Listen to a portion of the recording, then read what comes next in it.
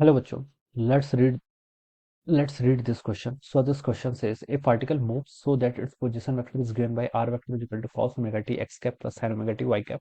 Where omega is a constant, which of the following is true? कौन सा statement आपके true है ये आपको बताना है, ठीक है। वेलोसिटी और एक्सेलेरेशन के बारे में ही बताना है बेसिकली। तो देखिए बच्चों, इस क्वेश्चन का की कॉन्सेप्ट क्या लिखेंगे आप? वेलोसिटी एंड एक्सेलरेशन बताना है ना। तो एक्सेलरेशन लिख लीजिए, चलिए ठीक है। क्योंकि एक्सेलरेशन कैलकुलेट करेंगे तो वेलोसिटी को तो हमें कैलकुलेट करना ही पड़ेगा, ठीक है। तो चलिए इस क्वेश्चन को स्टार्ट करते हैं। देखिए, आर पोजीशन वेक्टर देखिए आपको गिवन कर रखा है, कितना है आपका? देखिए cos omega T, X cap बोलो या फिर आई कैप बोलो, ठीक है, दोनों का मतलब एक ही होता है, ठीक है। क्वेश्चन में एक्स कैप है तो एक्स कैप यूज कर लेंगे, ठीक है।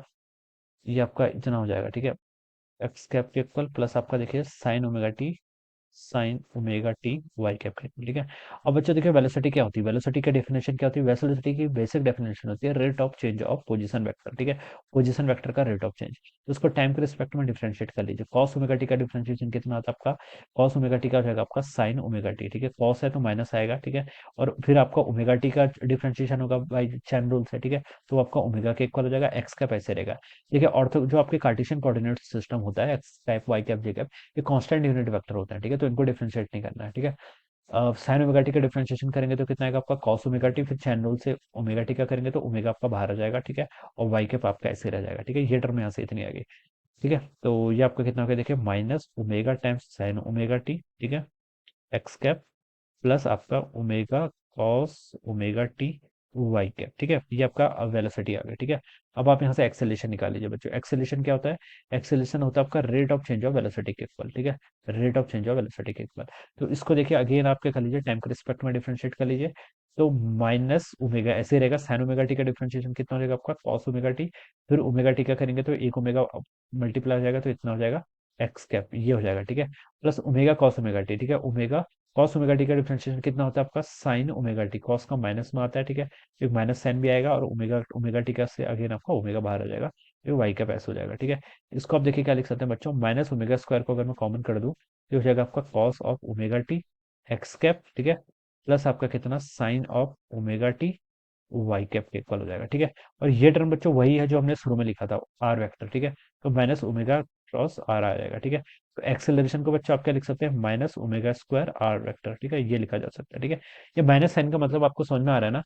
देखिए पोजीशन वेक्टर अगर हम देखें स्फेरिकल कोऑर्डिनेट्स में, देखिए अगर हम स्फेरिकल या फिर आपका अगर हम बात करें पोलर कोऑर्डिनेट्स में, तो ये पोजीशन जो रिप्रेजेंट करते हैं हम किसी भी पार्टिकल की, वो आर एंड थीटा से रिप्रेजेंट करते हैं, ठीक है।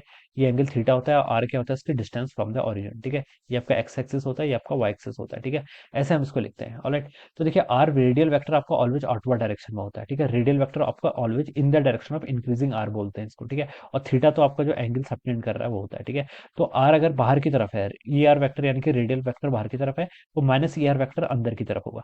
तो इसका मतलब है कि पोजीशन वेक्टर और एक्सेलेरेशन के दोनों की डायरेक्शन के अपोजिट है, तो माइनस साइन आपको ये बता रहे हैं यहाँ पर, ठीक है। इसका मतलब है कि acceleration is always towards the origin, origin की तरफ लग रहा है, ठीक है। ये आप यहाँ पर से लिख सकते हैं, ओके।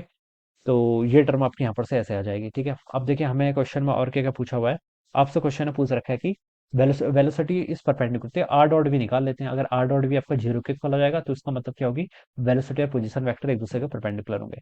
वी वेक्टर बच्चों आपका ये है, आर वेक्टर ये है, कर लीजिए इन दोनों का डॉट प्रोडक्ट कितना आएगा? देखिए X cap dot X cap one के इक्वल होता है, तो minus omega sine omega T, V को ऐसे लिख सकते हैं और एक कॉस ओमेगा टी, ये टर्म ऐसे हो जाएगा, ठीक है। एक्स डॉट एक्स हो जाएगा, एक्स डॉट वाई जीरो होता है, ठीक है। Again Y dot X zero होगा, वाई डॉट वाई वन होता है, तो वाई और वाई का कर लीजिए तो हो जाएगा omega cos omega T sign omega T, ये आ जाएगा यहाँ से डॉट प्रोडक्ट आर डॉट भी, ठीक है। तो ये टर्म तो बच्चों कैंसिल हो जाएगी, तो नेट कितना के जीरो के इक्वल, तो ये सेटिस्फाई कर रहा है। इसका मतलब पोजीशन और वेलोसिटी एक दूसरे के क्या है? परपेंडिकुलर है।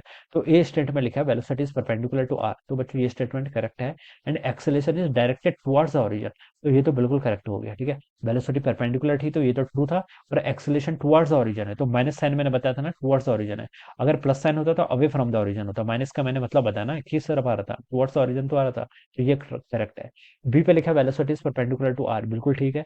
And acceleration is directed away from the origin, तो ये रॉन्ग है, अगर प्लस साइन आता फिर अवे होता, ठीक है। सी पे लिखा है velocity and acceleration both are perpendicular to R, ठीक है। वेलोसिटी तो है लेकिन एक्सेलरेशन नहीं हो सकता, ठीक है। क्योंकि देखिए ए वेक्टर को आपने यहाँ पर लिखा है माइनस ओमेगा स्क्वायर आर, इन दोनों का आर डॉट आर करेंगे, ठीक है, तो वो जीरो कैसे हो सकता है? आर डॉट आर, दो इक्वल वेक्टर्स का डॉट प्रोडक्ट कभी भी जीरो हो नहीं सकता ना, तो वो तो आपका नॉन जीरो हो जाएगा, ठीक है। आप इसको ओपन भी कर लिया हमने, मल्टीप्लाई भी करके देखेंगे फिर भी नहीं आएगा, ठीक है, चेक भी कर सकते हैं आप इसको, ठीक है। तो ये देखिए कितना हो जाएगा आपका, velocity and acceleration both are parallel to R, तो ये तो रॉन्ग हो जाएगा। अगर देखिए ये तो हम ना सीधे भी कर सकते थे, कोई भी अगर आपका साइन या कोसाइन फंक्शन होता है, अगर आप उसका एक बार डिफरेंशिएशन करते हैं तो उसका फेस फैक्टर आ जाता है कितना, पाई बाय 2 का। तो अगर फेस फैक्टर आ गया तो वो पैरेलल कैसे हो सकते हैं, ठीक है। एक्सेलरेशन पैरेलल होगा, पैरेलल नहीं होगा, एंटी पैरेलल होगा, लेकिन वेलोसिटी नहीं होगी, ठीक है। तो डी ऑप्शन तो आपका रॉन्ग हो जाएगा। करेक्ट ऑप्शन यहाँ पर ए है, तो हम क्या लिख सकते हैं बच्चों, option A would be the correct answer of this question. ये क्या होगा, इस क्वेश्चन का आपका करेक्ट आंसर हो जाएगा। Alright, so this would be the answer. So I hope you all understood this concept. All the best and thank you so much.